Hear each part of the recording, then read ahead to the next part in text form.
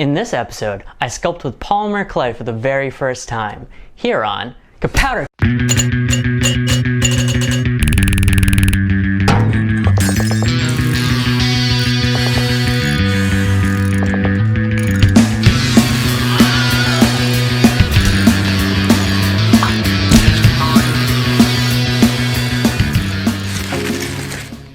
Hi everyone, my name's Elijah, and the reason I've created this channel, as well as Kapowder-keg in general, is to give me an opportunity to build skills as a toy designer.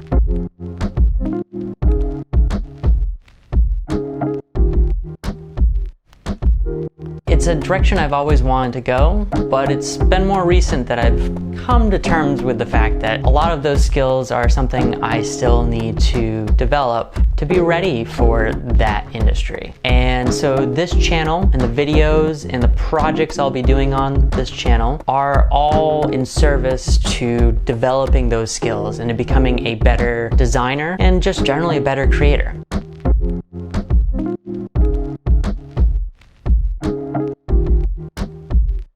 Before I had started sculpting, I had heard a lot of great things about Super Sculpey, which is the reason I went with it in the first place.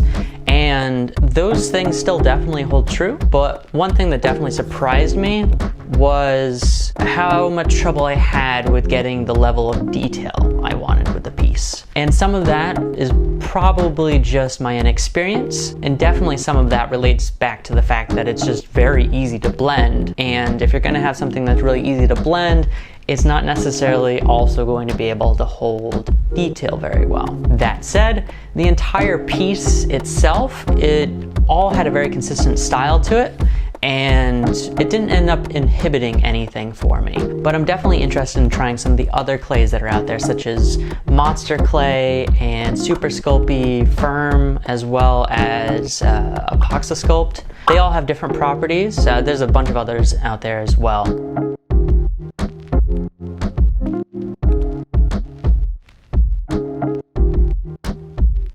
So one thing I didn't expect at all, and something I really didn't see out there in other videos until I started looking for it myself, was how hard it is to keep polymer clay clean. My work area is where I sculpt, it's also where I paint, and it's where I sand. Basically, it's not an ideal place to be sculpting. Now that said, it didn't really matter. The end result of this piece is definitely going to be painted. I'm coming to you from the future, and I've seen the piece painted and it looks great, and I'm very happy with the result. But I know there are some people out there that use the various color versions of Sculpey, and in those cases, in particular, you're going to want to make sure that your hands are clean and your space is clean. I've seen people put down reams of paper as a way of keeping a very clean and fresh workspace. I don't know that I will ever do that myself, but it's definitely worth looking into and definitely an option that's out there. What I would say, probably the biggest takeaway from that, is wash your hands as often as you can and do your best to keep your space clean, because even if you're going to paint the piece, you do want it to be as clean as possible, so that no particulates get in there and affect the general look of your piece.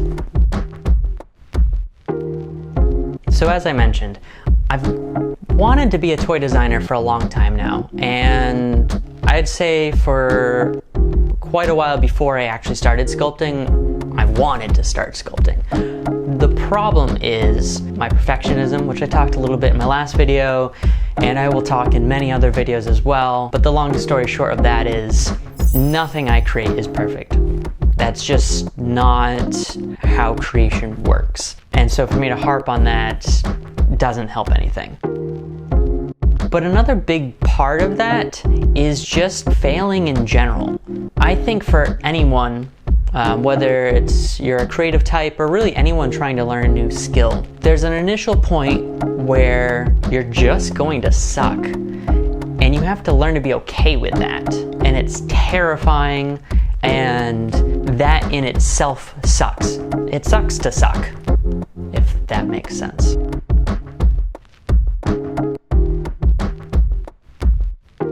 The point is, if you're going to do something new, if you're passionate about something, if you want to try something new, there's no way to avoid the fact that when you start, you're going to be some level of terrible.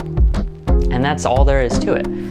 And so for me, all I can really hope for in all of this is to keep sucking, to keep failing at this until eventually I either get good or great, or realize I shouldn't have done this at all in the first place and I move on to something else. But I'll never know unless I push through that initial phase of being really shitty for who knows how long.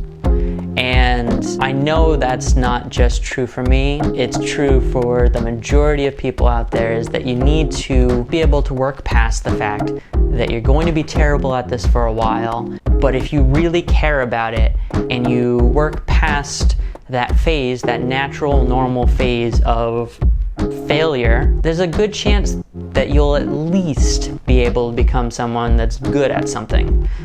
You might not be great, you might not be the best, but at the end of the day, you're only in competition with yourself. And if you can be better than you were, I think that alone is an accomplishment.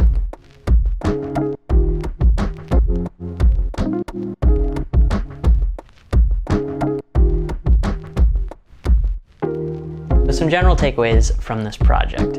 So I enjoyed working with polymer clay quite a bit, and I'm looking forward to actually getting a chance to try some of the other sculpting materials that are out there. We'll see how that ends up going, but I'm sure I'll definitely have some videos on that.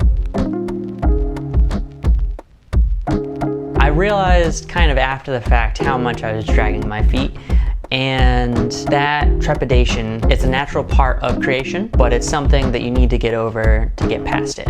And I definitely want to make sure I spend more time on future projects doing planning, but I think for this particular one, and I think a number of other ones that will be coming up, it's going to be more pertinent for me to really just dive in and explore the medium. That said, in projects beyond that, what I want to do is make sure I'm spending enough time on the turnaround and really coming up with a concept. This piece definitely could have turned out a lot better had I spent more time on understanding visually how the final piece was going to look. And basically what it came down to was I had dragged my feet so long that I just needed to jump right in and damn the consequences. So I did do a turnaround for this particular piece, but down the road I'll definitely be spending a lot more time on pre-planning. But for a while I'm gonna have a mixed bag of that, because it might be more important for me to really just explore the different mediums and get more comfortable with sculpting in general and not worry so much about making something perfect, not worrying so much about making something that's the final result.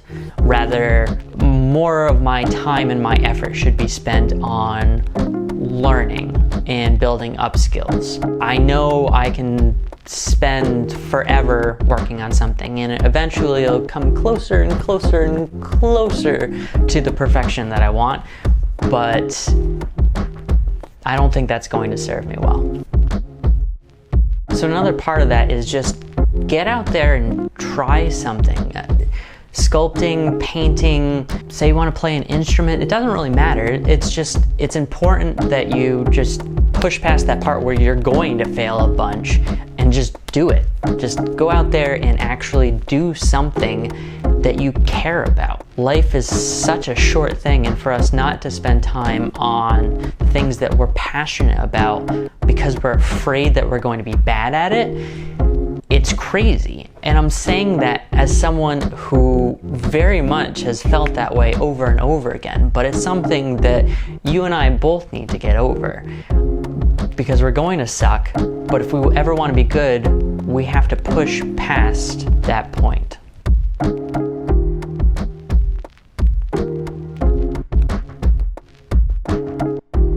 Well, thanks for watching. As always, the links to everything are down in the description. I have a Patreon where you can help support me and help fund these projects that I end up working on. You can find me on Twitter as kapow-der-keg. The name is too long. Kapow-der-keg on Instagram is probably the best way to reach me. I'm also on Facebook as kapow-der-keg. I'd also like to thank Matt Ritchie and the Sometimes Why for the use of their song Pauper's Drop in my theme song. Definitely go check those guys out. I have, again, links to their stuff in the description. And of course, I want to hear from you guys. So whether it's down in the comments below or on Instagram or Twitter or Facebook or wherever you feel comfortable reaching out, reach out and let me know if you have any ideas or questions or suggestions for future episodes or things to explore. I'm really interested in hearing from you guys. Beyond that, as always, go out and try something new.